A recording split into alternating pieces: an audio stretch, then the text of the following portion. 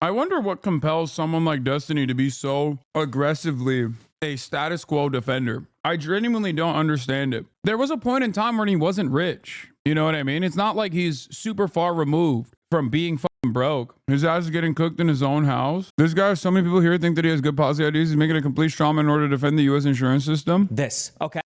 Let me know. You sit at your computer and this is what happens. A thing comes in and it goes, oh, doctor is requesting this, okay? And then they have another screen and it says, here are our standards of care and here's what we provide. And then you look at this, you make sure there are no contraindications for the prescription or the treatment or whatever. And then as long as everything matches, then you click okay, approve, or you see there's a contraindication or there's some other thing that you suggest first, you go, oh, okay, deny. That's how it is. The CEO is not walking up and down the aisles and being like, oh, that motherfucker, deny them. We need to make more money on that. I oftentimes wonder, like, who this is for whenever I hear commentary like this, where I just don't understand it. Like, what's the purpose here?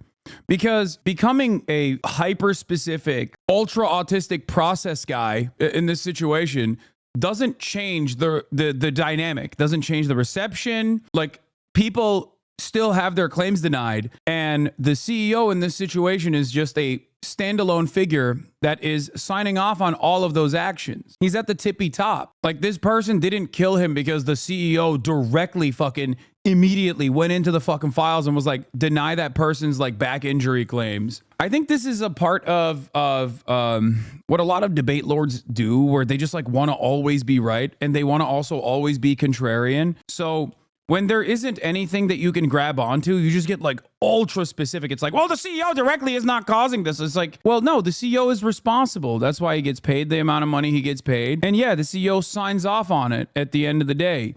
He is basically the standalone figurehead for all of the wrong and maybe all of the right that the company is engaging in. The CEO is just as responsible for the deaths as Charles Manson is. He doesn't have to pull the trigger. The difference between Charles Manson and the CEO, however, is that the CEO gets money off of making sure the profit margins stay at least 6%. But the process in which those profit margins get up to 6%, there are a shit ton of denials. There are a shit ton of denials. And those denials are absolutely causing so much pain, so much suffering. This is before we even factor in to the equation the necessity for privatized healthcare. It does not need to exist. Maybe as an alternative, if you already had a pretty fat, pretty robust social safety net in the form of some kind of socialized medicine structure.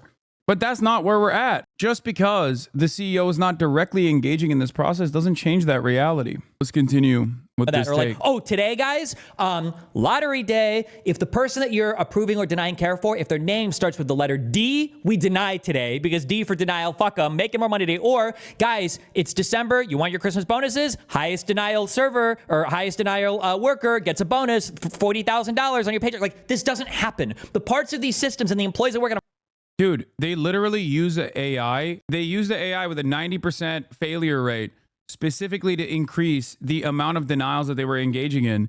And they don't have to do it directly. Yes, it is an indirect form of violence. It's just such a weird thing to shadow box against, because I don't think most people are making this argument. You're either voluntarily misunderstanding the argument that people are making, or you are deliberately making up a different argument that you think is at least weak enough. It's not one that like any real person believes. And it also does not change the reality on the side of the victims. It's a very strange way to operate. It's ironic because Destiny and his weirdo fans will always say Hasan is too scared of debate, okay? He's too scared of debate. He's too afraid, even though I debate plenty. And then they'll follow up and say, no, he only talks to like dumbasses in his chat, which is ironic because he's calling his own fan base dumbasses, because most of those people that fucking chirp at me are usually coming from his fan base. But having said that, at least I'm like responding to a real person in my fucking chat. He's just making this concept up, or rather responding to, like, again, someone that he saw on Twitter, like a point that they made that he didn't fully understand.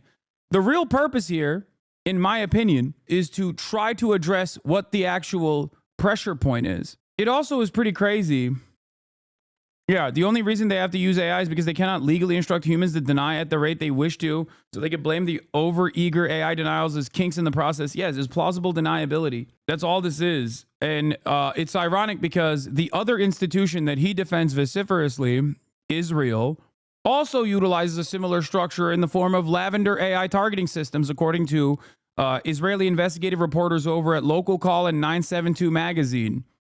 The Lavender AI targeting system operates in an identical capacity. Most of the AI that is utilized in this day and age is not to actually be correct. It's actually utilized in instances where you can be incorrect. And it's good to be incorrect. Lavender AI targeting systems that create new targets at a rate that is far higher than normal human processing is done deliberately because Israel does not care about killing random civilians. This way, they also get an additional way to say, look, we didn't choose to do this. I guess we got it a little wrong. Oopsie.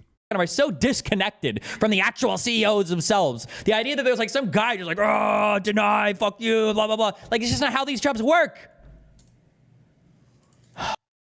Who's saying that? I mean, I'm sure there's people that don't fully grasp it, but many people are using the CEO as a placeholder for the awfulness that they've experienced from the insurance industry. And I think the reality of the matter is, yes, the CEO is signing off on all of the fucking awful shit that the company is doing.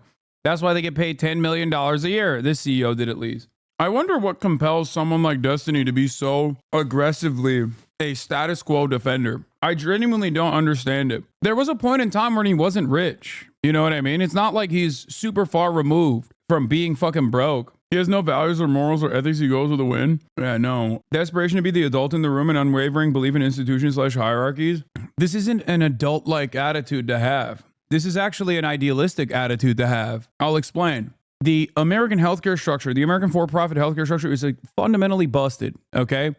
It's the most expensive and it has some of the shittiest outcomes. It is not a system that needs to exist at all, but even in comparable countries where there are some at least like gap covering private healthcare providers, they're still heavily regulated. They're far cheaper overall. It's a shitty mediator that does not need to exist, especially in the United States of America. It would be far cheaper to the American public if we had abolished it in its entirety.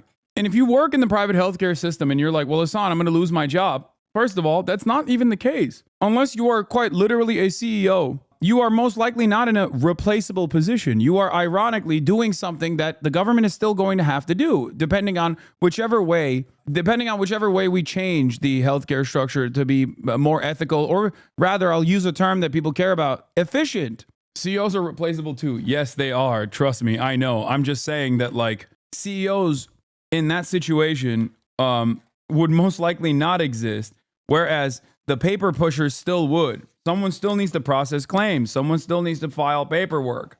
So your job, regardless of the private or public structure, would most likely still exist, or at least some form of your job would still exist. The CEO's job, on the other hand, would not. As someone who has direct personal connections to someone who's an exec in the industry, he's so objectively wrong, it's insane. Yeah, I know. I don't get it. Like, I don't understand why this is something that he chose to argue on. He's so pressed on defending the insurance system in the U.S. What does he gain out of this from defending it so hard when the majority of people in the U.S. hate the insurance system? He has nothing to gain from defending it at all. I have no clue. My guess is he likes being a contrarian. He also has some pretty terrible takes on Palestine lately. Probably. He and his community just like the debate. If Hasan was making this exact point, you can bet his fans will be on the other side. I like that random people know that like he just takes the contrarian position to whatever the fuck my opinion is. I don't think that's the case. I don't fully understand what the ambitions are here, what the motivations are here. I don't think I'll ever understand it. It is a very strange way to operate. But yeah, he is just wrong in general. It's just how you make money. This is how private healthcare works. They make money by doing everything in their physical power to make sure you don't get the proper coverage. Hey, if you like this video, please subscribe and hit that bell so you don't miss out on any future videos.